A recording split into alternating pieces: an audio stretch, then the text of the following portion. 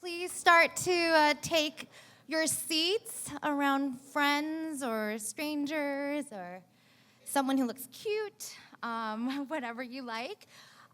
In queer fashion, we are starting a bit late, but that's all right. We have an incredible night of presentations for you.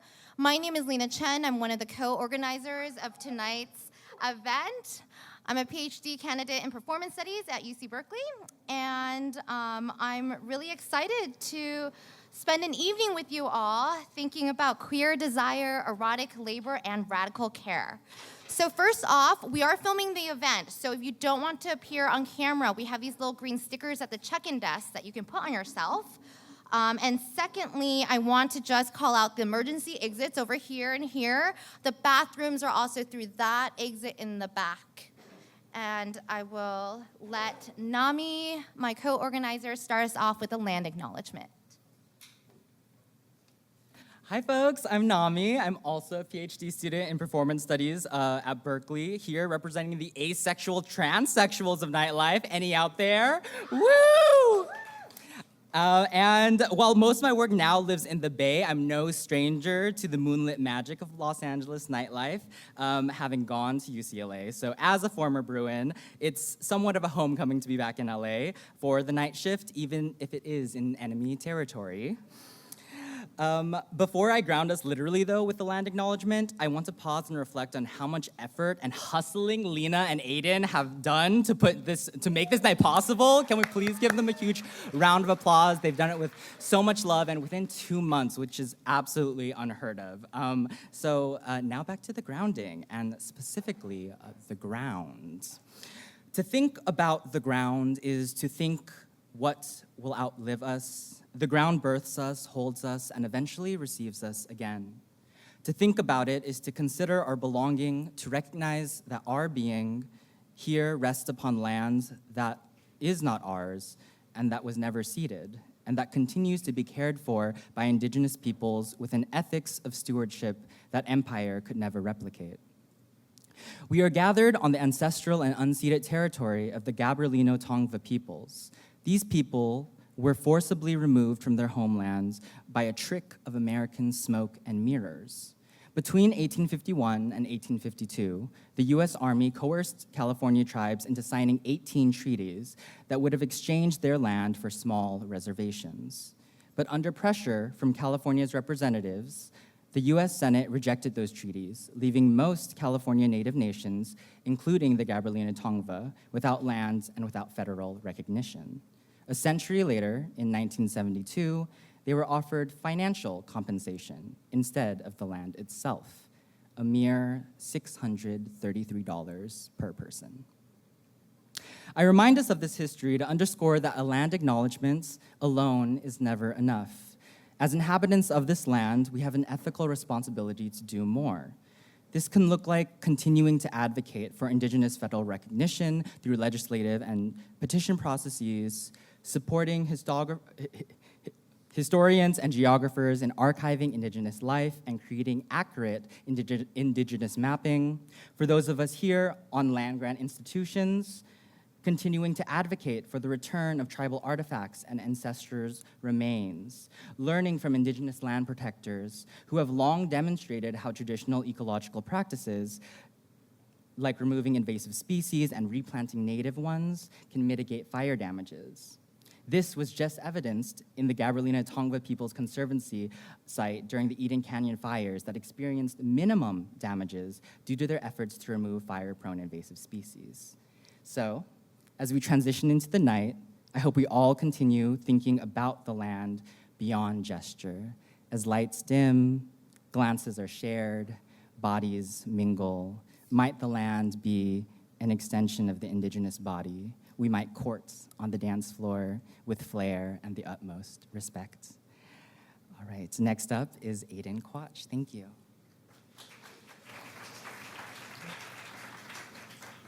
All right, so hi everyone, my name's Aiden. I'm a PhD student here in at the USC's Department of American Studies and Ethnicity, and I'd like to, and I am the third leg of the organizer tripod that made this event a reality.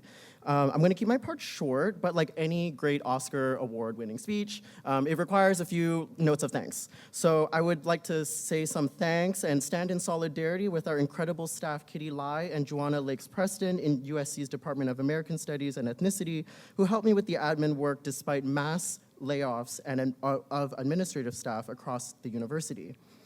I would also like to thank our incredible sponsors, Embodying Care, Practicing Pleasure-Based Scholarship, which is a working group out of the University of California Humanities Research Institute, the UC Berkeley Department of Theater, Dance, and Performance Studies, USC's Department of American Studies and Ethnicity, specifically the Creativity, Theory, and Politics, and Race, Gender, and Sexuality Research Clusters, USC's Department of Gender and Sexuality Studies, and Bad Asians, a working group at UC Berkeley's Center for Race and Gender.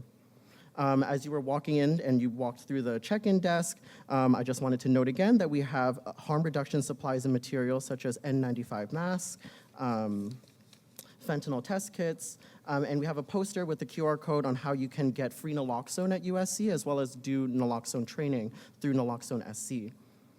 One final note on my end, our event is inspired by convenings such as those organized by Dr. Doreen Kondo, who unfortunately couldn't make it tonight, who convened a conference panel at the American Anthropological Association consisting of scholar artists who offered theoretical analyses and moving performances of drama, dance, visual art, music, and spoken word. A conference participant told her, "You changed the air." We seek to change the air of the Academy through gatherings such as this that build solidarity between scholars, artists, and organizers, all while expanding conventional academic boundaries by acknowledging, theorizing, and celebrating embodiment, emotion, affect, mutual vulnerability, and susceptibility. So thank you for coming today. I'll hand it back off to Lena. Can we just go to the next slide, please? That's a list of our sponsors. I want to shout out that there is a merchandise table to the left if you're interested in looking at some of the books and amazing materials from some of our speakers. So tonight's talks, film screenings, and performances revealed the intimacies, care, and mutual aid that blossom after dark in bars and on dance floors, dungeons and strip clubs, raves and bathhouses, spaces where people play, labor, and organize, where they experience erotic and political awakenings. These are also spaces constantly under threat, but which nonetheless survive, if not in their original physical form, then through the communities that carry on their legacies. As a content warning, many performances and presentations will include discussions of sex, drug use, kink, and BDSM. And throughout the evening, there are 2 performances happening durationally in the back of the venue, to the left and to the center, which involve rope bondage and cosmetic procedures, including the use of a microneedling pen. So you can glance in between presentations behind you and see what is happening back there and how that progresses. And I would like to first introduce our amazing MC, Tina Horn, who is going to kick off our evening with a reading from her book. So the incomparable Tina Horn is a writer and educatrix. She's the author of the sci-fi comic book series Safe Sex and the co-editor of We Too, Essays on Sex Work and Survival. In both university lectures and one-on-one consulting, she explores the narrative shapes of kink experiences and the perverted potential of pop culture. In addition to her MFA from Sarah Lawrence in creative nonfiction writing, she's a Lambda Literary Fellow, an AVN nominee, and the recipient of 2 Feminist Porn Awards. So we will start off with an excerpt from her latest book, Why Are People Into That? A Cultural Investigation of Kink, which is based on her long-running Indie Fetish podcast. Please give a warm welcome to our MC, Tina Horn.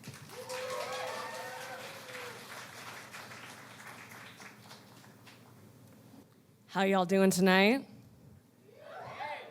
Yeah, this is like, I'm not in charge of this, but I feel like it's important that we treat this like a burlesque show. So lots of, cheering and maybe less booing, but mostly, and throw money. Does everybody know that throwing money is a sign of respect? We get that, right? Yeah, cool, great. How's the mic Is it popping? Does that feel good? Great. Oh, I got pros back there. I'm so used to DIY shit. Okay, so thank you so much, Lena, and everyone for having me tonight. And I'm so excited to MC. But first, I'm gonna warm things up from an excerpt from the chapter of my book that is about fisting. This would be a good time to. You could cheer. Who likes fisting? Okay, cool. And if you don't know, now you know. So in an essay originally published in English in Mask magazine in 2016, German communist Beanie Adamjak proposed a new term, or rather a new way of thinking about something that has always existed, circlusion. If penetration is on, or if penetration is into, then circlusion is onto. Instead of being penetrated, the vagina or mouth or rectum or sleeve toy, even cleavages and thighs, actively circludes the penis or tongue or fist or dildo. The bottom, the person with the circluding hole, and sometimes the person who likes being called a hole. Any holes in the house tonight? That's what I thought. Is just as much the do. So the whole is just as much the doer, equally robust, equally in control of the action. The whole is not just the rim of the opening into a person, but the entire canal, the entire cylinder, the tunnel, the sheath, the vagina, the front hole, a cul-de-sac, the ass, the back door, a highway of twisting intestines, the inevitable other end being the mouth. You guys know that the other end of your ass is your mouth, right? Okay. Adamjak suggests more words, gulfing, circling, and gulping, all with the purpose of emphasizing the bottom's agency. Quote, the dildo and the penis function almost unchallenged as practical signs of power, Adamjak writes, critiquing the assumption that a sexual encounter involves an active partner who is doing the fucking, aka penetrating the other's hole or holes, while the passive partner gets fucked. We see this bias in standard definitions of kink terms, the idea that the top or dom or sadist is performing and the bottom or sub or masochist is receiving, as if the latter is in the audience and not themselves a participant in the pursuit of mutual pleasure. Circlusion turns all fuckers into kinetic equals. Quote, the verb to penetrate invokes a non-reciprocal or at least unequally distributed process, Adamjak writes, continuing, quote, being penetrated, like being screwed, is automatically imagined as disempowerment, end quote. It's true that colloquialisms like fuck the police and getting fucked by the system and even you fucked up imply that someone or something is being destroyed. As we know, sexual destruction can be a lot of fun. This being the case, it's time we acknowledge that a hole, too, can ruin you. What would change in how we think and talk about sex if we conceptualize the hole not as a void, but as a tunnel wall of flexing musculature and feeling nerves that grasp, that pulse, that glide? Quote, it is a contradictory feature of bourgeois ideology that effort gets causally associated with power in a society premised precisely on the opposite. Power derives from the exploitation and appropriation of others' activeness, end quote, Adamjak writes. We take for granted that the fucking organ is the one in charge. Quote, it's remarkable how quickly this supposed link between power and effort is forgotten where blowjobs are concerned, end quote. That is, after all, why they call it a job. The mouth is at work. Oftentimes, when we think about preparing for penetrative sex, we think about the willingness and readiness of the penetrator, a penis becoming a boner, a dildo being lubed up. And yes, sadly, a phallus can usually make its way inside a canal, whether the canal is ready or not. But wet and swollen pussies and rectums and throats are, simply put, better for fucking. That's one of the many advantages of fisting. For people who enjoy being penetrated, unlike a cylindrical phallus, it requires patience and finesse to get the considerably bumpier shape of a hand inside. It's easier for most penises to slip into most vaginas or rectums, but easy doesn't necessarily translate to more pleasurable for anyone involved. Fisting emphasizes what the fistee wants and needs in order to relax and open, which changes the act of penetration from let's get this done to let's take our time. It's not that it always requires hours of tantric foreplay. I've seen people swallow hands in a matter of minutes. Has anybody here seen people swallow hands in a matter of minutes? That's what I thought. But fisting tops and bottoms do need to be attuned to each other more than in any other kind of intercourse. Adam Jacques mentions fisting several times in her piece, and to my mind, getting fisted is the ultimate act of seclusion, even if the term itself refers to the penetrating body part. Fisting necessitates communication, patience, finesse, embodied listening, and active breath work. This may go some way towards explaining why fisters and fisties tend to enter a meditative, trance-like state. Fisting requires intentional engagement from the bottom because in order to take a fist, you really have to breathe deeply to communicate about slowing down or wanting more, to reach for the poppers, to ask for lube. And these are all things bottoms could be doing all the time, but fisting takes us out of our assumptions that the bottom is there to satisfy the top's lust or simply take it. A fistie must be a size queen, someone who loves to be filled up with something massive. So, yeah. Sometimes when I'm up to my wrist in an aroused, engorged bottom, watching and feeling and listening to and smelling a partner so aroused they're thrashing and bearing down and grasping back and contracting over and over, I think, why would you fuck a hole that isn't turned on?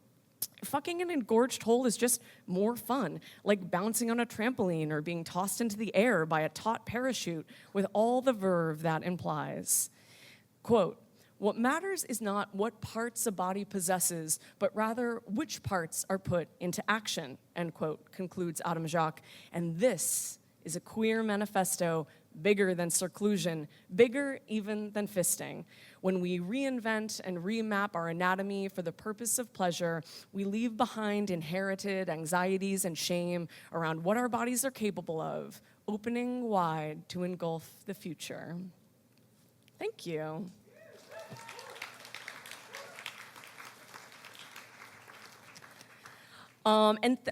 So thanks to all the organizers, and thank you all for being here. Voyeurism is participation, after all. So I've been asked to MC this evening in addition to reading from my book, because you cannot keep you cannot keep a microphone fetishist repressed. So that's me. And for all of the people who are reading tonight, I just want to show you the 1 minute. Oh my God, I grabbed somebody else's schedule. Well, someone else is without a schedule now. The 1 minute card of shame. So I'm going to be sitting right here in the splash zone. So if you see this, that means you've been talking for 7 minutes and you have 1 minute to wrap it up. Sound good? Good community agreement, everyone? Okay, cool. So I am so honored to introduce Elisa Yang's film. Elisa Yang is an anti-disciplinary artist, filmmaker, and emerging disability advocate, exploring alternative ways art can serve as a currency for care. Centering the body as a site of socio-geopolitical conditioning, they work across video, installation, and situational specific projects in orienting oneself towards social change. We are thrilled to present Elisa's short film, Please Come Again.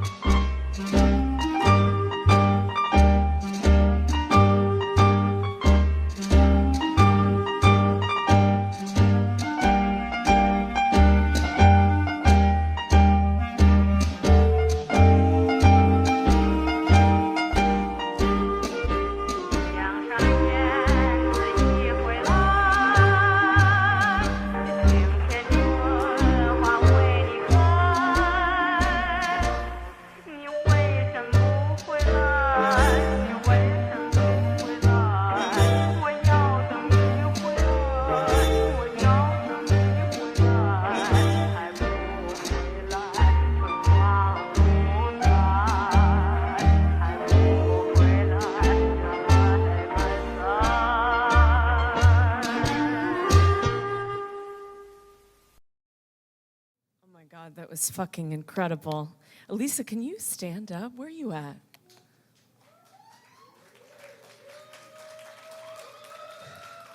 Everybody give it up for Elisa, and please come again.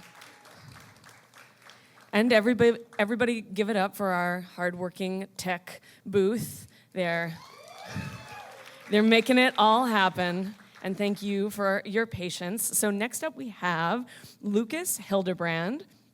Lucas Hildebrand is a professor and chair of film and media studies at the University of California, Irvine.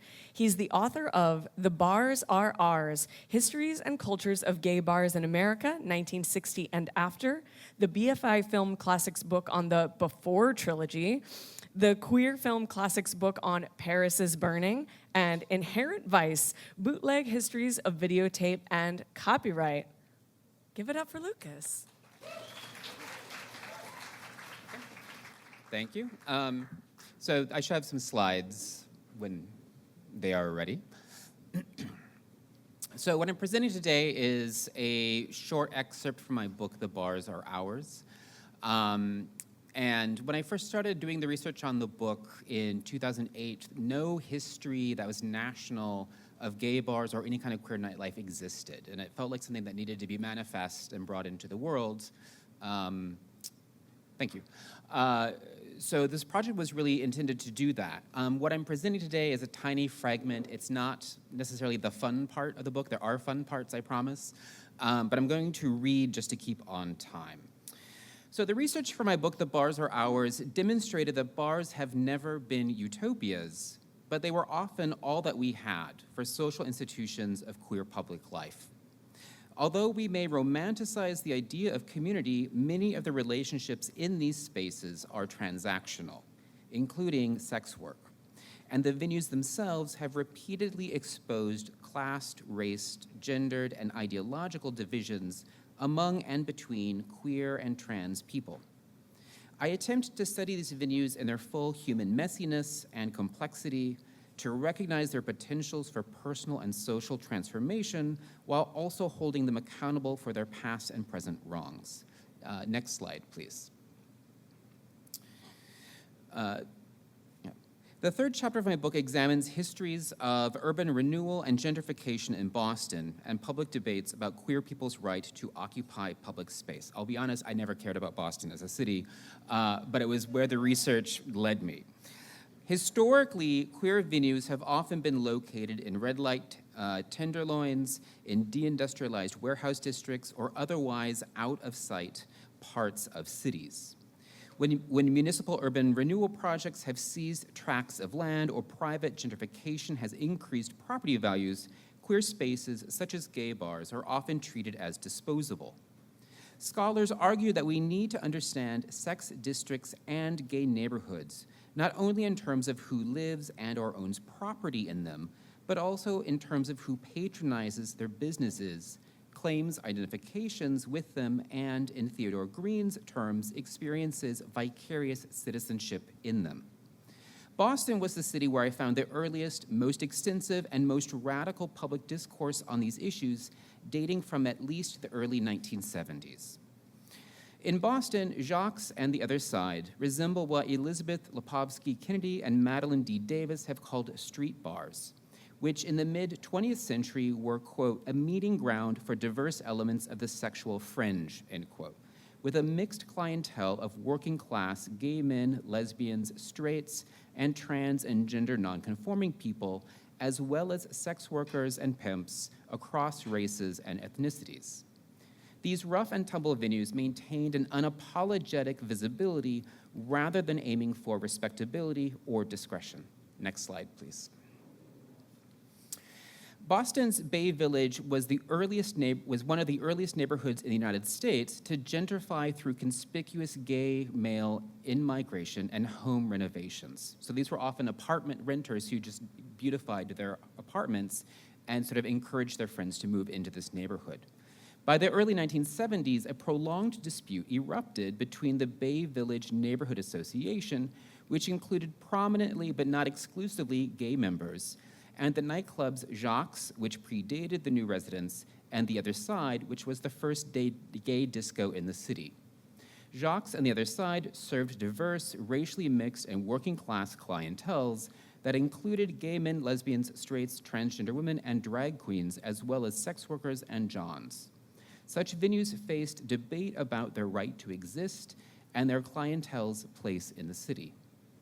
Amid a national trend toward ever more explicit sexual expressions, the city of Boston enacted a new zoning regulation in the mid-1970s to circumscribe the combat zone, which was actually what it was called, as the place where adult entertainment would be tolerated. The combat zone was a predominantly straight vice district, although its permissiveness was gay inclusive. Prostitution remained illegal there as elsewhere. Boston's combat zone became the exemplar of the containment approach to municipal regulations of sex businesses as city officials sought to prevent creep to other parts of the city. This contrasted with Detroit's strategy of dispersal, which effectively used zoning to prohibit the clustering of adult businesses in any single neighborhood. Nationally, Detroit's model would become the dominant one for other cities. The neighborhood fight against Jacques, the other side, and their clientele erupted concurrently with attention to zoning and the combat zone specifically, the very existence of which raised the idea that all such businesses should be moved and contained within it. But cities are porous, promiscuous places, and people navigate and make use of urban space in ways that defy zoning. Next slide, please. Jacques, on the other side, effectively appeared as symbols of a class struggle in the pages of gay community news, which upheld these bar patrons as the lumpen proletariat of the gay community, whereas the daily newspaper, the Boston Globe, characterized them as, quote, the undesirables of the gay community, end quote, effectively saying the same thing from different ideological vantage points. Next slide, please.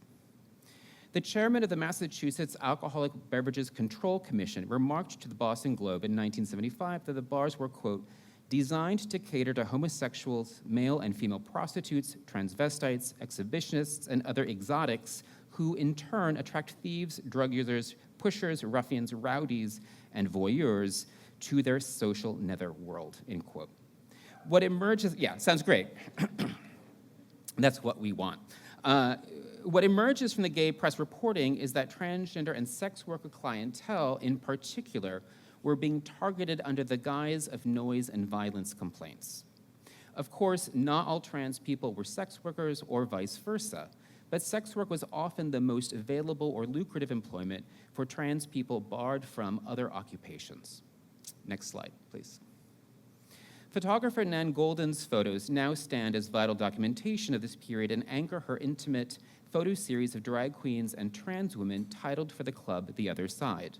Her roommate and friends performed at The Other Side in the early 1970s, and she went there 6 nights a week in 1972 and 1973. Police harassment in Boston made public spaces dangerous for gender nonconforming people during the daytime, so her friends and roommates mostly stayed home or went out only at night to the club.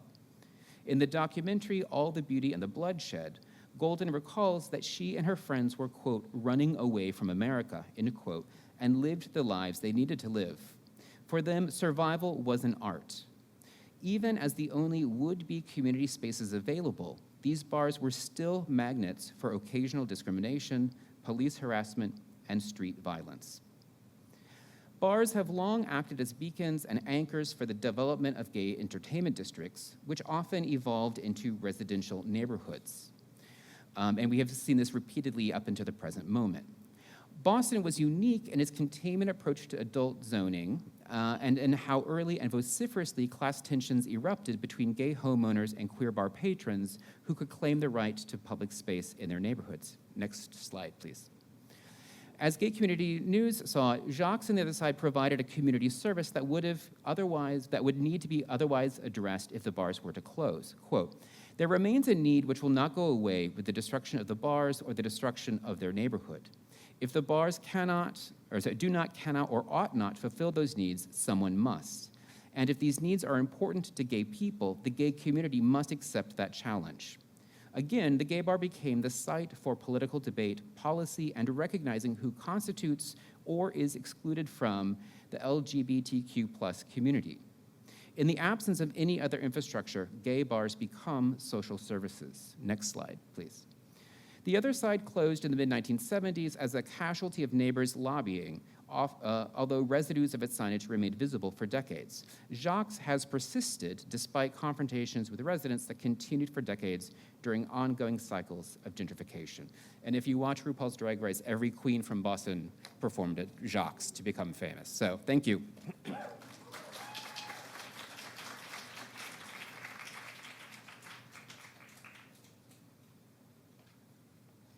All right, let's hear it again for Lucas. Next up, we have Farah. I think that Farah is gonna do a little performance. That's a rumor I heard. So Farah is a Los Angeles-based artist that arrived to and remains in the US by way of education and asylum. She is an actor, stripper, and sensual mover. She is currently pursuing a PhD in theater and performance studies at UCLA, exploring the performance-based homemaking and world-building practices of diasporic trans femme, Arabs, and Muslims. Give it up for Farah.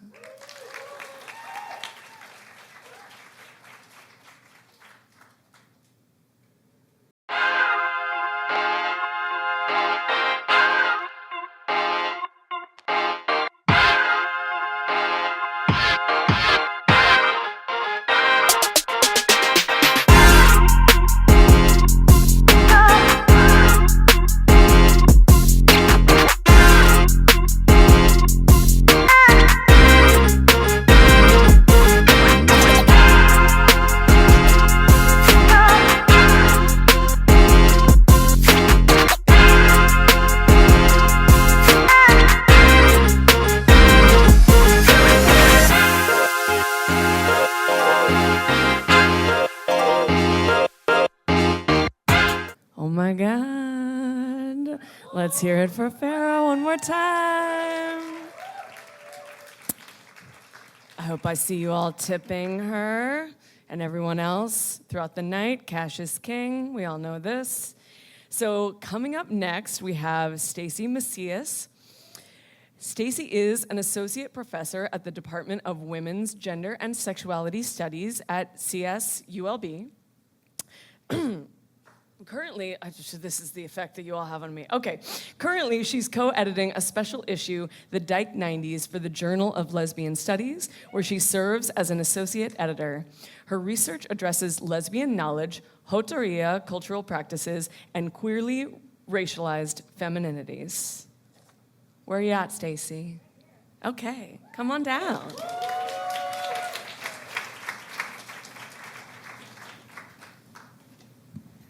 Thank you, of course, to all the organizers and the staff today.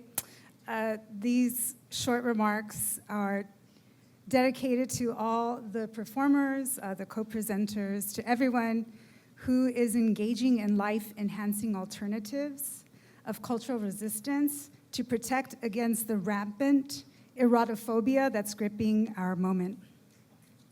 You can go to the next slide, please. So that's just a quick title page. So I opened this with asking a question: what if El Monte served as a central geographic node to imagine lesbian and gay social history in the last quarter of the 20th century? So anyone from the SGV? Yes, the 626, originally the 818. How would this working class majority Latin suburban city east of the Latino urban juggernaut, East LA, matter to a consideration of joteria and their modes of social existence? For Sandy Estrada and other self-identified Latina gay women of the region, the Sugar Shack in El Monte was the last stop for last call in a Sunday night ritual of bar hopping and community building. Sandy, a self-identified gay Chicana, nostalgically recalls what she and her comadres termed the East Side Circle, a ring-shaped route of travel along the Latina lesbian bar corridor, starting from their home off the 605 freeway and heading to the furthest west spot, Reds in Boyle Heights. So if you can go to the next slide. And one more. These are out of order, I apologize. One more, please. Oh, all the way to the end. Yes, there we go. So this is the facade of Reds in Boyle Heights. Then moving east and north to the plush pony in El Sereno. So you saw the Laura Aguilar's plush pony series site. It was the first slide. And finally making a path homeward to the shack, which is in El Monte, before calling it a night. So the East Side Circle comprises a significant local Latina lesbian orbit of the 90s for the likes of Sandy, while it also represents an understudied, disregarded, peripheralized history of joteria, LGBTQ working class people of color communities whose queer status render them in search of affinities beyond the glitter and flash of gay LA and WeHo. Existing on the literal and metaphoric outskirts from what Audre Lorde calls the mythical norm, such publics and their practices emerge not only as a result of sexual non-normativity, but in response to forms of racialized gender and class disenfranchisement, commonly through the active construction of place. The gay bar as the premier locale that metonymically functions to hail what Jose Munoz called queer world-making is ground zero for processes of identity affirmation, chosen family making, queer pleasure taking, and minoritarian belonging. In the sphere of gay bar life, amidst the bopping rhythms of a jukebox, the drink specials of the house, and the din of local denizens, exists the sometimes glorious, sometimes fractious, but always singular story of the place itself, like El Monte's Sugar Shack. So if you can go back to the slide before this one, this is what the Sugar Shack looks like now. In the late 1970s, Shelley Ponce recalls ending up at the Shack, then called Eddie's, a shanty little corner bar in El Monte without any signage, and a backside entrance into what resembled a garage replete with a busted pool table, an L-shaped bar, and a homey feel. Shally, a straight identified Latina who grew up in East LA and attended Garfield High School, was deep into the disco music scene, citing Black musicians like the queer icon Sylvester and the classically trained Jessie Green among her favorites. When I asked specifically how she ended up at the Shack because she was accustomed to bars like Gino's or Circus in Hollywood, she wasn't totally sure, but thought it might have something to do with her love of dancing and fashion, and for sure because her two younger sisters came out as lesbian and bisexual. Like Shelley, Sandy Estrada, Rose Peinado, and Debbie Tinker relay memories of the Shack through a shared frame of family networks, both biological and built. Sandy recounted that most people welcomed her with the same warmth and affection reserved for family members, while Debbie recalled being greeted with the Mexican term of endearment, mija. Each conveyed a deep appreciation for a space that felt familiar, unpretentious, and intimate, which stood apart from other gay bars and could be attributed to the coupled bar owners, Bert and Olivia. Beginning with its tenure as Eddie's at 4101 North Arden Drive, publicly earned its reputation as a gay and lesbian bar attracting working class communities of color to sip cheap beer, play pool, sing along to tunes, and greet regulars with hugs and kisses. As the only putatively gay bar in El Monte, Eddie's and later the Shack transmitted an anthropomorphic sensibility, invoking the family trope. Interviewees emphasized the bar as an actual family member who could hold you up compassionately to withstand the vicissitudes of joteria existence and also sober you up with old school borracho melodies belted out of the jukebox. For joteria, formulating familias from scratch, as Chicana lesbian author Sherry Moraga proclaimed, is a vital part of community survival and self-care, especially in a dominant culture that deems queer of color sexualities as outright betrayals. Their memories remind me of the pivotal role that biological families play in queer of color space making. Unlike mainstream white communities, the Shack's joteria incorporated straight family members into their socio-cultural practices, upending traditional conceptualizations of working class people of color as more likely to subscribe to homo and transphobic attitudes than their white counterparts. Sandy shared how she and her partner held an impromptu post-wedding rehearsal dinner party at the Shack after she phoned the bar to put the beer on ice and keep the doors open. Bert and Olivia gladly obliged, and soon enough Almost their entire wedding guest list was partying the night away, dancing to Kirk Franklin's New Age gospel tunes, lending to the infectious jubilance of a church-like moment. I wish I had a soundtrack. This model of social exchange among given and made familias was also deeply entrenched in the sights and sounds of Chicana lesbian aesthetics and cultural practices. So if you can go back to the first slide, please. Chronicling 90s queer of color life in LA's working class bars and barrios, Joel Bariquialtan paints a picture of the Sugar Shack, saying, "The first time someone called me a homo thug, I took it as an insult. Turned out I was being hit on." It was summer '94 during Oldies Tuesday and Dollar Beer at the Sugar Shack in Almani, a tiny bar that attracted aging Chicana lesbians, older vatas that looked and acted like men with their heavily made-up jainas in tow. The Shack was old school, nothing but 50s Elvis records with a smattering of Bloodstone, Smokey Robinson, Chirals, and other golden oldies. Like Tan's vivid expressions, Shack regulars stress the presence of brown butch femme cultural signs. These quintessential Chicano aesthetics paired with the old school soundscape mark the Shack as an expressly racialized suburban working class dive bar dealing in the currency of butch femme. Sometime in the early 90s, Latina butch femme owners Bert and Olivia became the beloved married couple behind the bar. Their pairing epitomized a devotion to butch femme that cannot be mislaid temporally or written off as a misogynist or derivative, and instead demonstrates how working class gay women, lesbians of color, organize their social and erotic lives in this system daily and devoutly, rather than in fad or phase. On April the 4th, 1992, a fire broke out at the Sugar Shack and the bar closed permanently, something that I grieve. In the late 80s, the Sugar Shack, no more than a few miles from my home in South Almani, was only partially on my radar. My gay best friend who lived nearby had characterized the Shack as a hardcore butch bar. And like Shally, I was en regular route with him to WeHo's white gay mecca to get into Peanuts or Studio One. He would half-heartedly threaten me that if I wasn't ready, he'd dump me at the Shack with the scary dykes. Eventually, I understood that my friend's class aspirations were behind his descriptions of the Shack and its downright rascuache sensibilities. Circumscribed by gay male identification until I came into feminism and my own Jotahood, I have the misfortune of never completing the East Side Circle. Beyond the frame of the fantastical like the bar fire or the fateful like the bar closure, the history of the Shack most preciously rests in not mere recovery, but in reimagining the genealogy of places off the main gay map.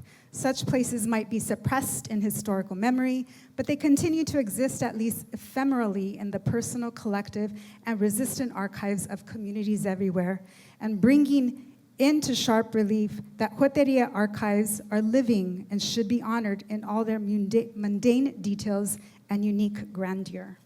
Thank you.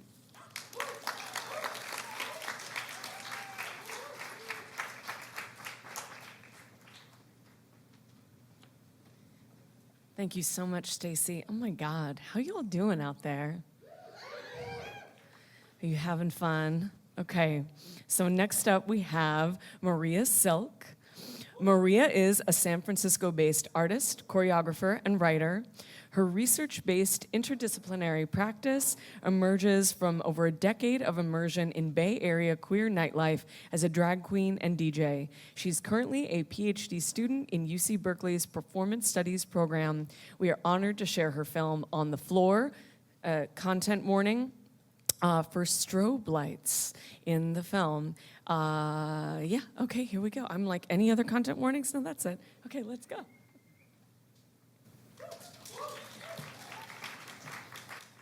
Hello. I'm going to have a little bit of an experimental format, and I'm going to talk over the film. So let's see. Genuine experiment. It could fail.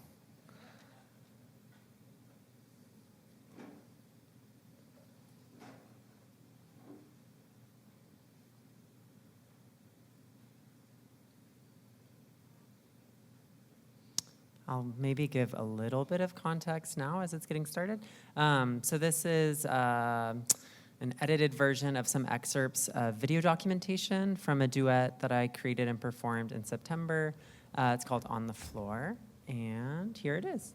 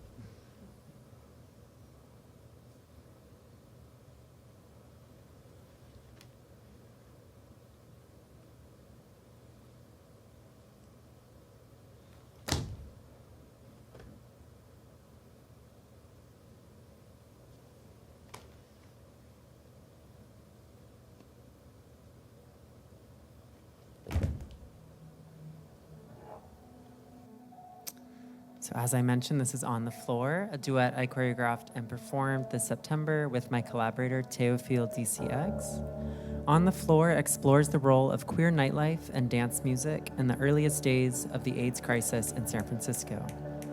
Specifically, we were curious about the genres of disco and high-energy music and how they evolved in San Francisco from 1978 to 1988. It's impossible to tell the story of this music without mentioning San Francisco legends Sylvester, who's already been named tonight, and Patrick Cowley, nightclubs like the Trocadero Transfer, and record labels like Megatone and Moby Dick Records. The story of the music is also inseparable from the story of the virus. Our piece thus explores these genres as archives of the grief, eroticism, repetition, and exhaustion of the era, feelings that continue to linger in queer life today. Our research process included visits to the archives of the GLBT Historical Society, as well as oral history interviews with 3 DJs who were active in the late 70s and early 80s in San Francisco. The duet brings together both of our own personal fixations on this time period of queer nightlife, a history that we engage in our own separate ways. Myself as an HIV-negative trans woman who's DJ'd, performed at, and produced queer parties in San Francisco for the last decade, and Théophile as an HIV-positive gay artist who's based in France, but nonetheless shares my passion for San Francisco queer history.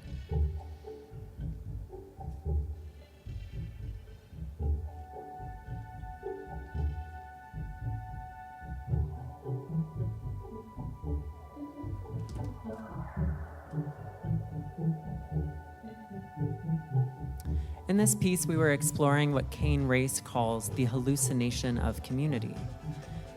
He writes, "What if we were to understand the dance party not as the transparent radiation of community, but as a mediated event through which a sense of community was hallucinated?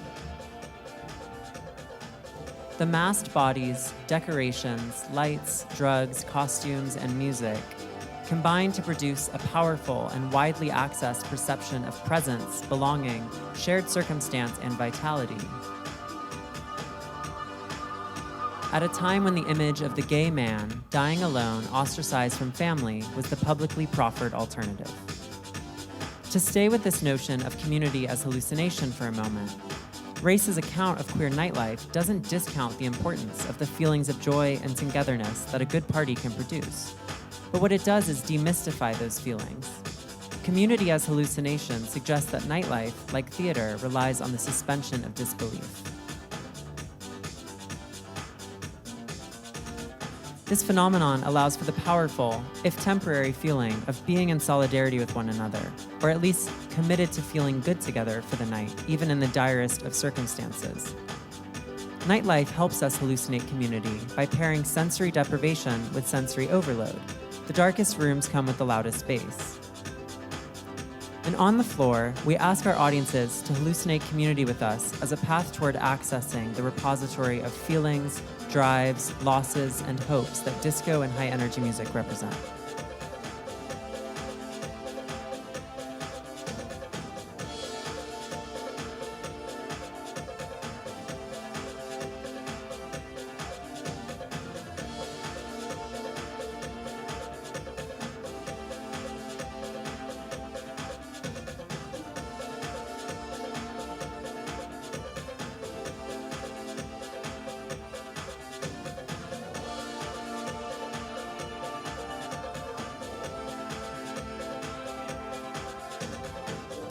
And on the floor, Teofil and I reach back to a past that we never lived, but nonetheless dance among the wreckage of every day.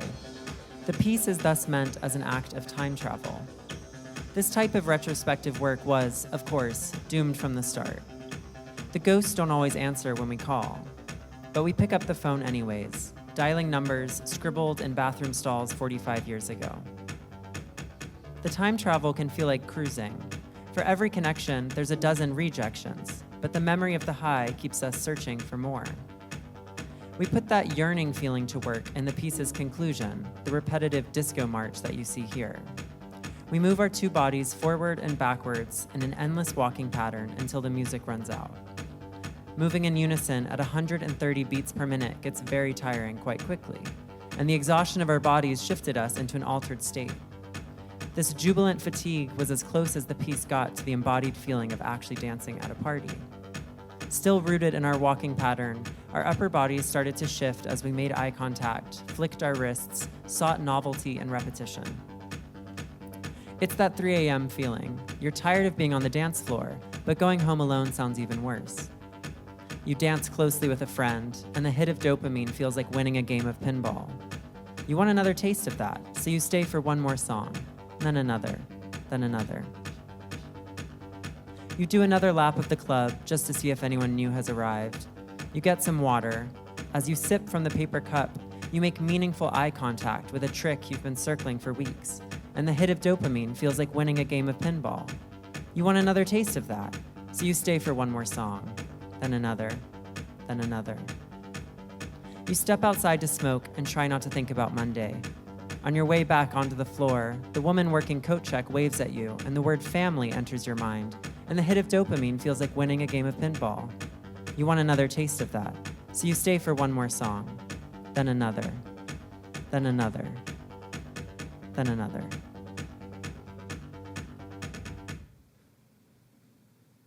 Thank you.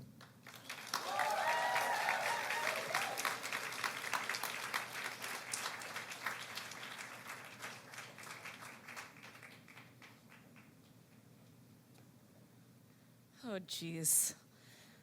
Is anybody, there must be some hankies out there. Okay, I'm gonna work on that.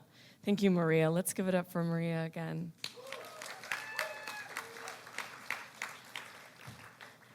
Next up, we have Kendall Ota. Kendall is a postdoc at UCLA working on projects seeking to increase access to HIV prevention and treatment services and improve HIV-related health outcomes for queer communities throughout the LA area. Trained as a sociologist of sexualities, Kendall holds a PhD in sociology from UCSB, where his dissertation focused on LA Korean spas as unique cruising venues for same-sex seeking men. Give it up for Kendall.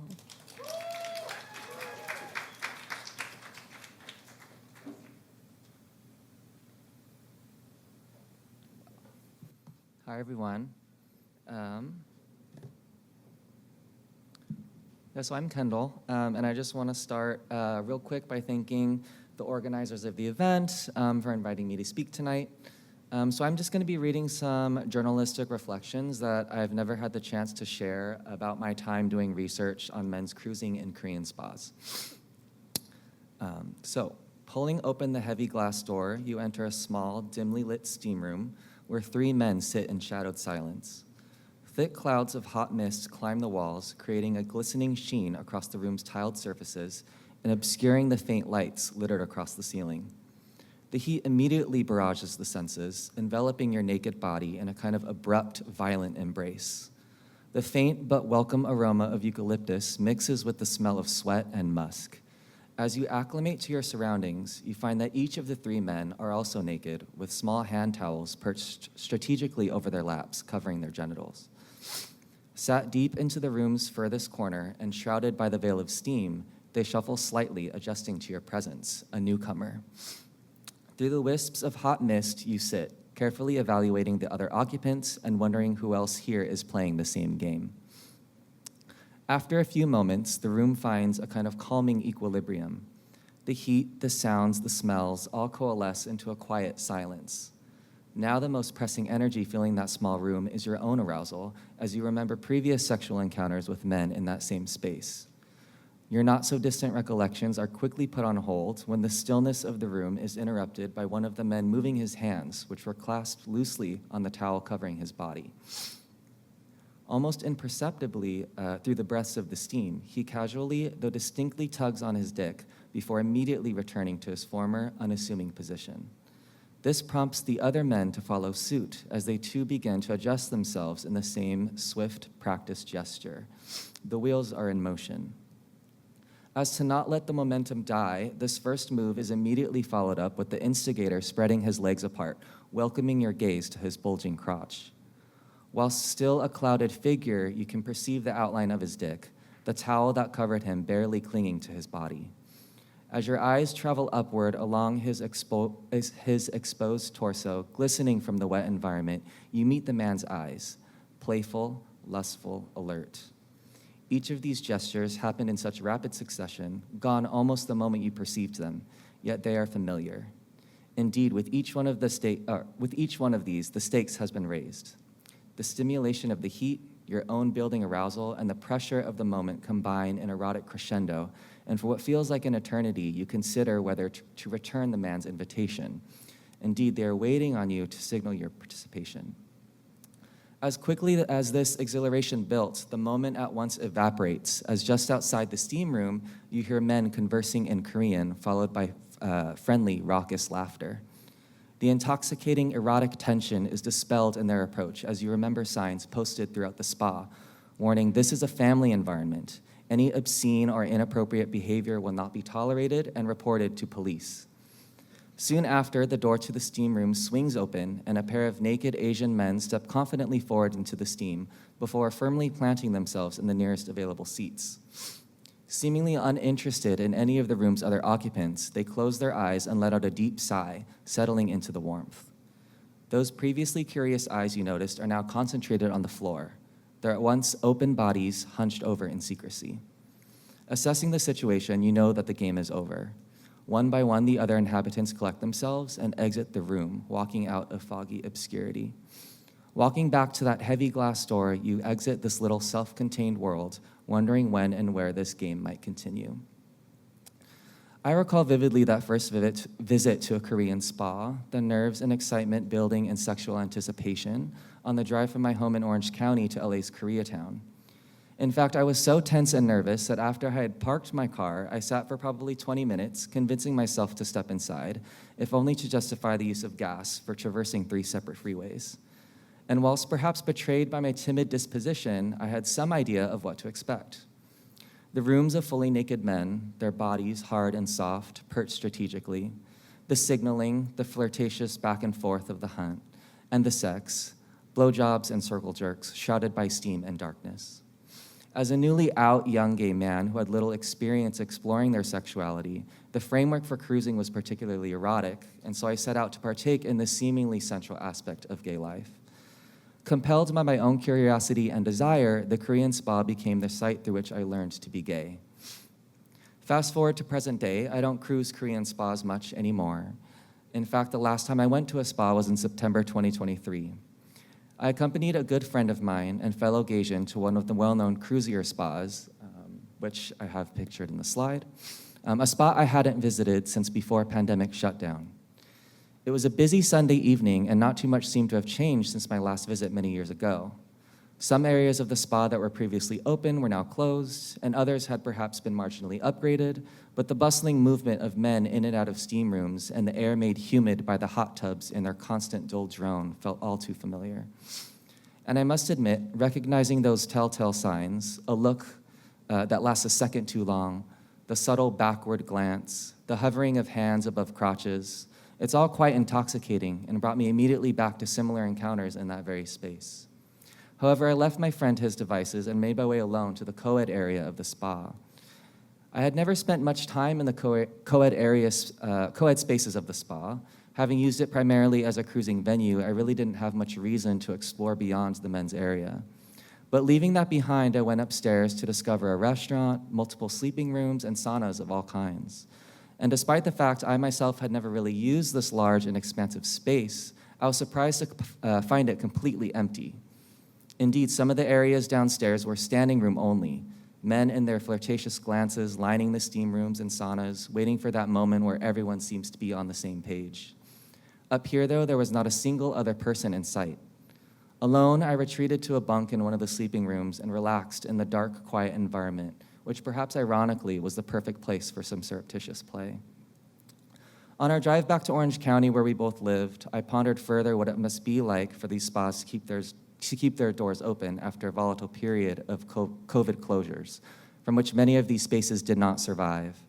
If that night with my friend was any indication, men cruising really are the backbone of some of these businesses.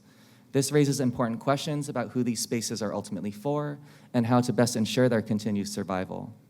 Having witnessed the permanent closure of at least 7 Korean spas since the beginning of my research, I wonder what the future of these spaces would look like, given their influential role during the formative years of my own queer identity. Indeed, for many years, I spent a considerable amount of time and money exploring the landscape of Korean spas, developing my own repertoire of experiences. I've pursued and been pursued, ignored and been ignored. At times, I've been exhibitionist, other times voyeur. I felt safe and in community, and I've also been harassed and violated. Indeed, the Korean spa is a place of inequality, marginalization, and discrimination, as well as one of pleasure, belonging, transgression, and self-discovery. For me, the Korean spa has been but one stop on an ongoing journey of self-discovery into myself as a gay Asian American man. As I leave this chapter of my story behind and look towards the future, I have no idea what's in store. However, the unpredictability characterizing my very journey to the spa makes me hopeful of what lies ahead. Thank you.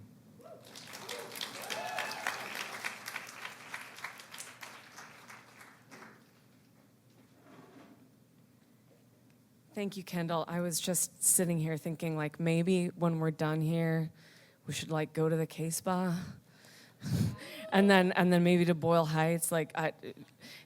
Anyway, I'm gonna make an agenda. I'll let you know. So next up, if you've been paying attention, you will have seen Zihan Liu. Zihan is a Singapore-born artist and academic based in New York City, completing a PhD in performance studies at UC Berkeley. His research and practice explores unpragmatic resistance within illiberal regimes, intergenerational solidarity, and archival memory through performance reenactments and essay films. This evening, Zihan and Sir RJ present a floor-based rope bondage performance that treats rope as a measure of the body in time. Their work centers on the sensuality of touch and the intimate care of bodies amid uncertain times. Let's hear it for Zihan.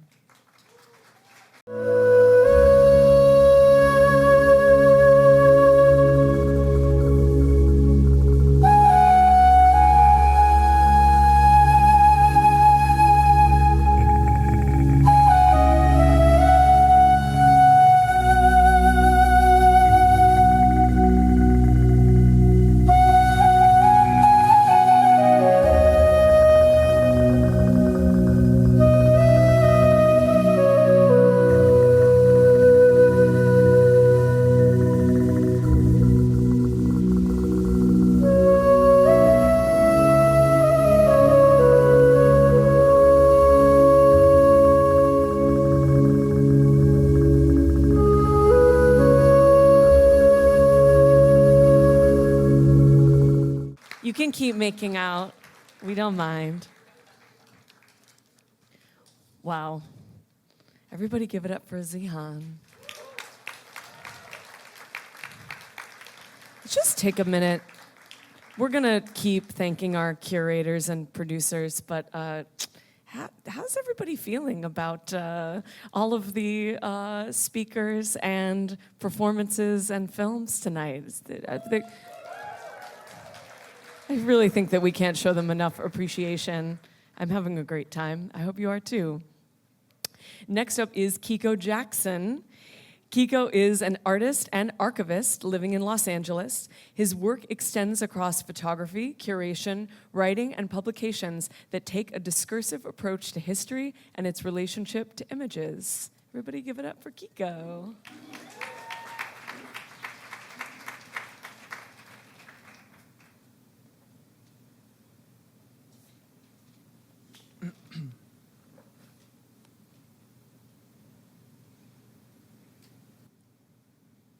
can start the slideshow. Okay.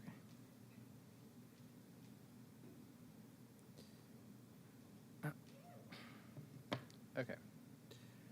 So I have a lot of slides, so I'm going to keep saying next slide a lot. Okay. Hi, everyone. Thanks for having me and being here tonight. Next slide. In 2023, I helped organize an installation at Los Angeles Contemporary Archive, or LACA, with Jennifer Shear, an artist and educator currently based in Philadelphia. For those who don't yet know, LACA is a public archive and library dedicated to contemporary art making located in Chinatown. We collaborate with artists to build archival collections that enable us to learn from each other's experiences and create new works that privilege the desires and needs of our communities. Part of the installation that Jen made included a bulletin board that invited the public to share materials relating to experiences of addiction, harm reduction, and/or grief. The materials were then gathered and archived at LACA, initiating a new ongoing collection titled Checking In, Art and Harm Reduction. Next slide. Checking In is a collection of art ephemera and personal mementos that share ways we use art to inform each other about harm reduction during moments of rest, leisure, stress, and joy. These include visual materials related to rave care, ticket stubs, test strips, brochures, doodles on Narcan packaging, text messages, lost and found items, zines, artist books, oral histories, and journaling related to overdose, loss, and grief, as well as other materials that offer insights into how we take care of each other on and off the dance floor. Next slide. In 2019, Jen was invited to present a program at the San Francisco Art Book Fair where she took the opportunity to talk about the opioid epidemic and its impact on her creative community. She discussed why certain social, political, and economic factors make some low-income artists vulnerable to addiction and how the spread of harm reduction practices can help save lives and destigmatize drug use. She produced these pamphlets for the initial presentation and reprinted them for the collection at LACA in 2023. Next slide. Her initial interest in harm reduction came from the people around her who were heavy users, combined with the 2016 ghost ship fire in Oakland, which significantly impacted our Bay Area communities and led to an increase of evictions and spikes in numbers of unhoused folks. She began to notice an intersection between other interests, including abolition, housing rights, and community health. Harm reduction became an approach to a way of living and was less informative to her visual art practice as it was to her interpersonal relationships and lifestyle. Next slide. For the archive, she also contributed some Polaroids of friends who have passed from overdose. Next slide. As well as a reader where she compiled different readings related to addiction, overdose prevention, the failed war on drugs, and decriminalization with a specific focus on Los Angeles. This is accessible to the public digitally through our online database. Next slide. I also find myself in community with a wider party scene here in Los Angeles and wanted to bring that nuance to the collection to address some intersecting methods in the context of raves and parties. A key item that originally helped inform this perspective was this handout I picked up at a Renegade next to the LA River in 2022. It begins with, everyone's sick of it, no ins and outs, $25 admissions for the cloutless, $16 drinks, $6 Crystal Geyser, the warehouse cost $3K for the night, so they had to make it up somehow. Gendered pat-downs at the queer party, overzealous security, they're just here to keep us safe, kicking out the homies with the tank. And signed with XOXO Plur ACAB. Next slide. Also in the collection, we have some takeaway zines from different parties. Most of these days, you can find someone tabling at raves with informational printed matter, like these along with test strips and Narcan. Next slide. We have a speed-scented candle infused with rosemary, basil, and jasmine, produced by Brave Scout, a co-creative electronic music platform championing marginalized talent and fostering safe spaces in live music. Others in the series include Paranoia, Toilet Trip, and Dark Room, which all initially served as fundraisers for different party venues, staff during the COVID lockdown. Next slide. This party planner with an essay written by Salam Jabari, the founder of Brave Scout, who made the candle, which includes a manifesto on safe spaces. This was published by Office Party, a research and design collective specializing in the production of temporary events, installations, and exhibitions, examining the role of parties in similar ephemeral spaces as origins of complex social and material networks. It functions as a monthly planner with essays on parties and nightlife after each month. Next slide. The collection also includes the past issues of HIV Howler, a limited edition art newspaper focusing on grassroots HIV art and cultural production, as well as zines from LA Tenants Union, as a way to acknowledge the foundational and precarious roles housing and HIV/AIDS have played in terms of informing an ethos of care. Next slide. At LACA, this collection sits side by side with others, including Private Practices, AAPI sex worker collection. Next slide. Rail Up, a collection of photographs from the Party series that began in 2015. Next slide. And a collection of early 2000 rave flyers from the Southern California region. Together, the materials in these collections gain further meaning through their relationships to one another, helping us to better understand the historical patterns and structures that have disenfranchised voices, inhibited equity, and stifled creative expression. Next slide.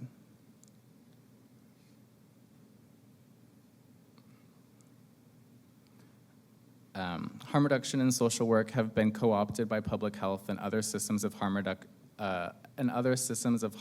reinforced by the state, turning it into something that was originally intimate, interpersonal, loving, and liberation-based, into something steeped in language and bureaucracy. We are seeing a similar co-optation of queer and underground spaces and parties by larger liberal institutions who claim to be doing radical work by providing access where it was once denied. The items in this collection aim to reclaim the idea of harm reduction as a liberatory strategy developed by queer and transgender people, people of color, sex workers, people with disabilities and chronic illness, unhoused folks, and drug users. Next slide. Safety is created through the investment we make in each other and the acceptance and holding we offer in a world that wants to see us dead or locked up. We're invested in each other's lives and in our abilities to make choices for ourselves. Thank you.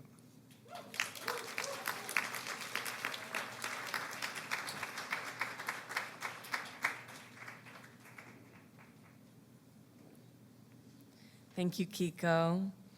All right, if you will turn your attention again to the back, we have Kimberly Yeah. Kimberly utilizes her body and personal archives to create multidisciplinary work that interrogates the gendered constructs around power, labor, and taboo in popular culture. Currently, she is a Franklin Furnace Fund awardee, a slave to her 2 children, and organizes with SWAP LA, the Sex Workers Outreach Project in Los Angeles.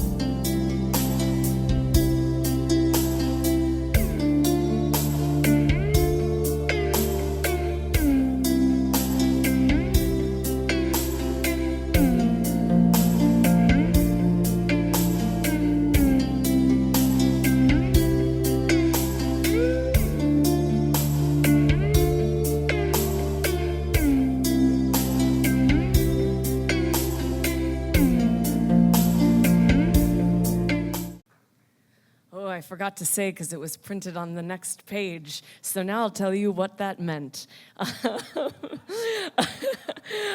So Kimberly's durational performance routine maintenance ritual, enacts popular beauty trends and anti-aging protocols to explore DIY aesthetic procedures as a modern alchemical form. As a durational gesture, it centers the feminized body as the subject of surveillance, both inviting and fortifying itself against the gaze through the performance of self-care. So everybody show some love to Kimberly.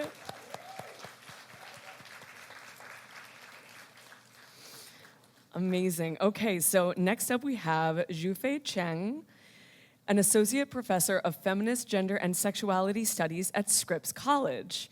He previously worked in HIV/AIDS social services and has served with queer and trans of color grassroots and community-based organizations in who is a Los Angeles-based artist working through performance, video, and installation to examine labor, identity, and cultural inheritance. Her practice weaves humor, intimacy, and critique into acts of reclamation that transform personal and collective histories into gestures of resistance. We're so pleased to share her short film Mother, and she also asked me to shout out that Luca Fisher, a producer, the producer, the definite article producer of this film, is also here tonight. So everybody give it up for Kayla and Luca.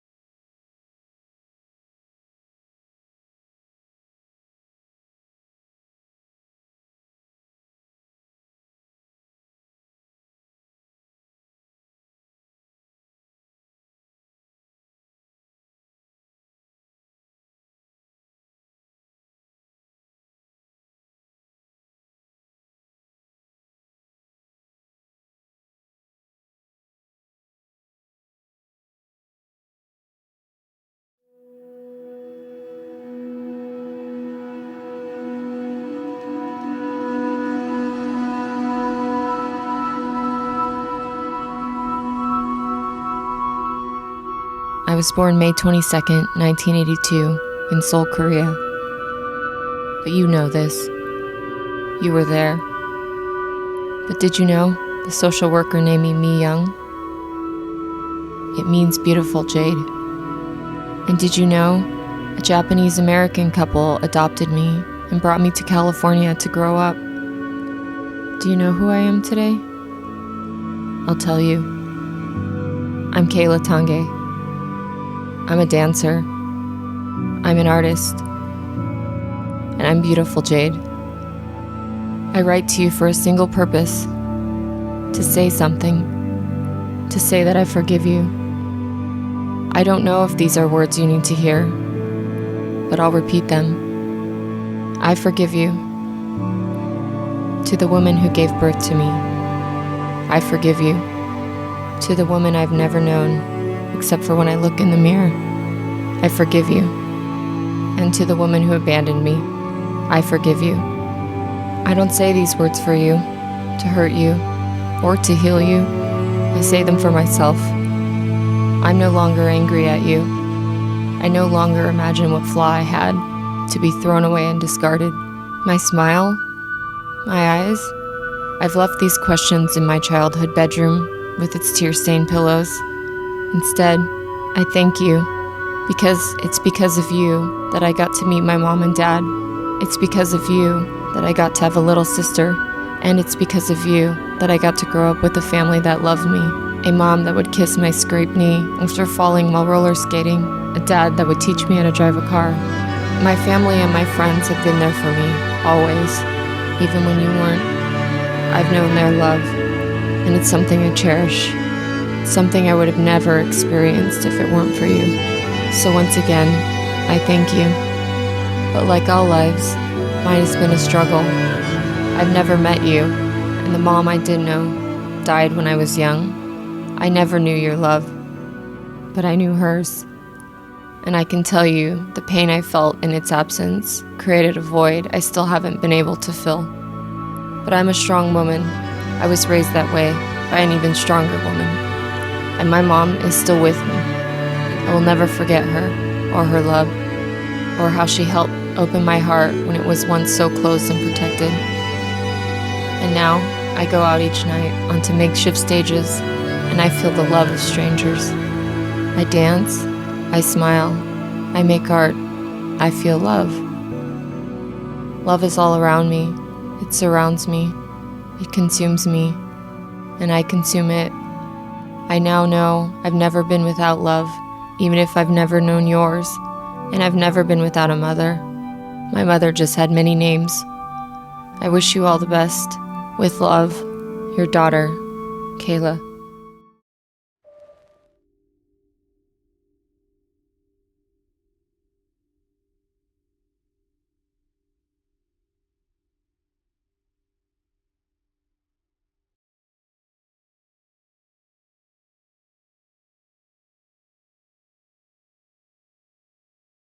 Where's Kayla? You want to stand up? Get some love from us?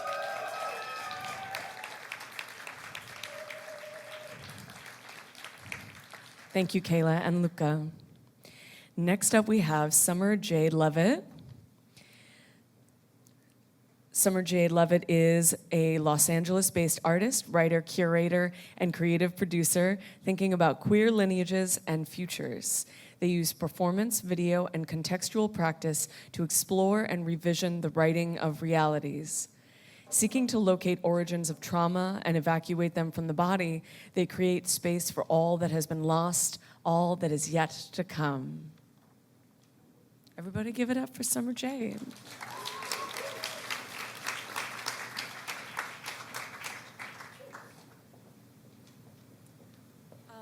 Hi, thank you so much. Thanks to everyone for putting this together.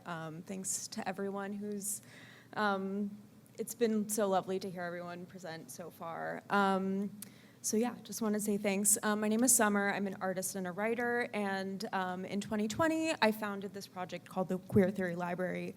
So I'm just gonna read the bio of that and then just kind of speak a little bit more freely. But you can go to the next slide. The Queer Theory Library is a nomadic library and archive that seeks to expand and redefine the keeping and making of queer history. Providing access to academic texts and commissioning new works in cultural programming, the Queer Theory Library develops interdisciplinary and experimental projects with artists to activate queer theory. Informed by and building off of queer liberation movements, the library understands that how we frame our past and present influences the future we build. How we perceive and write our realities creates new worlds. Within the ideology of queer futurism, the library embraces fluidity and works with its communities to reimagine what a library, a gallery, and an artwork can be in order to reshape what our lives can look like. The function and politics of language are what drives the Queer Theory Library. Words hold power, words name experiences. Language is fluid and full of possibility, ever-changing. The texts in the catalog serve as mirrors, tools, and visions for what could be. So it's been really beautiful to hear all of these celebrations of queer nightlife because this project was really born from what I was lacking in queer nightlife. I started this project after I had moved back to Miami post-grad, and the queer scene in Miami was exclusively nightlife, and Miami nightlife is exactly what you probably imagine. It's very hardcore. And that's just, I was missing something from that. And so I really wanted to create space to connect and create the kind of community that I wanted to be in dialogue with. So I just want to take some time to celebrate some of the projects that I've done with some artists with this project. So you can go to the next slide. So with this project, I curate artists to select a text from the library and make a new work in response to it. And so this was this was the first project I did with the library. I received a studio residency on Miami Beach, and this artist, Joshua Burns, made this performance that they did over the course of 3 nights, and it culminated in a roundtable discussion, and then an experimental video work.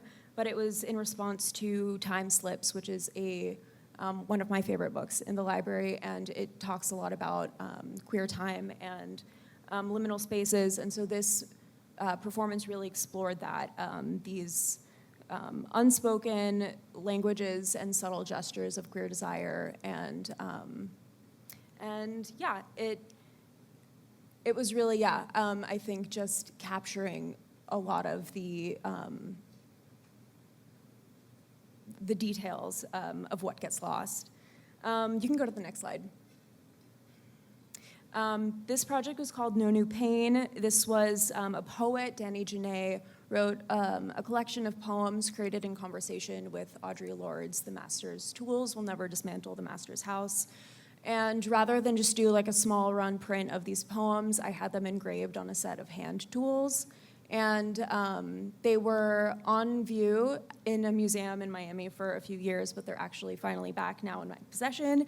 And so I want to make them a tool library where people can check out the tools and use them actively. So if you need a hammer and you want to read a poem, this is gonna be what you got. I think this project also really, I think, captures the ethos of the Queer Theory Library, which is creating projects that are regenerative. This project is a creation in response to a creation, and it can then be used to create new objects. And I think this is exactly that, of just wanting to use our own language and tools to build and rebuild. You can go to the next slide. This was the Reading Room, which was a small library that I curated for an immersive performance and exhibition that was set in the year 2050 in Miami after it had been flooded and destroyed by a climate disaster. So the texts in this collection explored queer ecofeminism, environmentalism, climate change, and visitors throughout, I think, maybe 4 months at the museum just sat down, read books. It was really beautiful. And this is, I think, this was the first of one of a few reading rooms that I've curated for exhibitions with this project, which has been really exciting. You can go to the next slide. This project, This Bitter Earth, this was a short film that I co-wrote, directed, and produced with a performer and drag king, Kara Dodge. And this was about iguana hunting in Miami, which is something that is really insane and bizarre to me. And folks in Miami just go out killing iguanas, and because they are an invasive species. And so this performance used the iguana as a symbol of this other, and especially with Florida politics of how they are seeking to eradicate this invasive other. And so the film follows an iguana hunt, and just as the iguana is about to be killed, it transforms into the perspective of the iguana, and they do a drag performance as an iguana singing This Bitter Earth by Dinah Washington. You can go to the next slide. This is the most recent activation with the library. This was an interactive installation that I did for the City of West Hollywood with their community arts grant at One Institute. And this was also the launch of the Queer Theory Library Archive, which is something that I've been wanting to activate for a long time. And so community members brought items of ephemera to donate to this archive. And so these transparent boxes, filing system, over time became filled with these objects. And it was a really lovely mix of ephemera, like someone's 1-year sobriety chip in AA, someone's deceased mom's porn DVD, an ex's dildo, a self-portrait someone made when they were really depressed, an anarchist zine that someone got at the park, things like that. And so it was a really beautiful collection to receive, and now I see that, thanks. And now I get to house and maintain that. And I think it's a big honor to me to be able to hold and keep queer history and people's memories. And I think part of that too, and this archive that I'm aiming to build with this project, is an emotional archive and capturing specifically what does not typically get kept or maintained or validated. And so I'll just wrap up by sharing, I guess, the overview of this project, which really just is, this is an incubator for imagining what's next, and very exploratory, very fluid, ever-evolving, very queer in form and content. And I think, I'm just happy to keep dreaming, and I'll leave it with that. Thank you.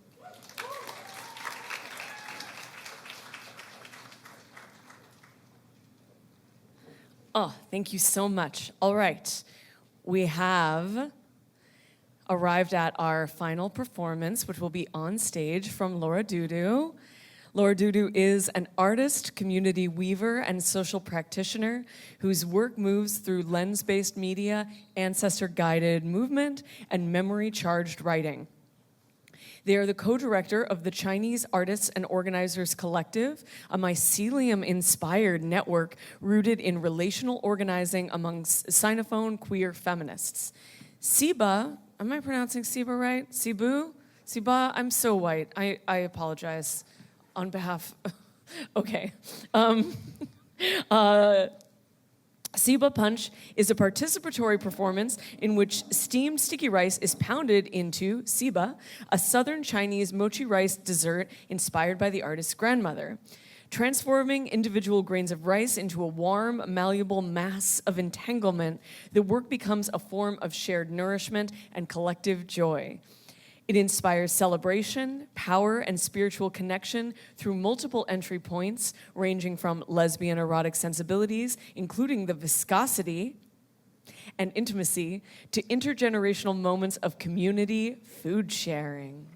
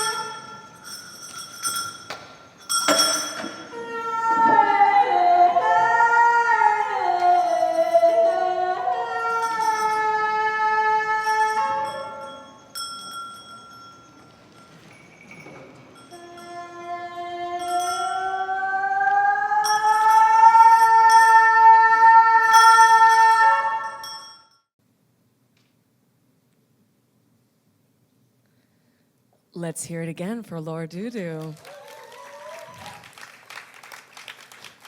All right, I have two requests. Request number one, can all of our genius sluts presenters come to the front of the stage here so we can take a picture? And while they do that, can all of you other genius sluts please make some noise for all of these genius sluts? How does that sound? Oh, you can make more noise than that. I know that you can.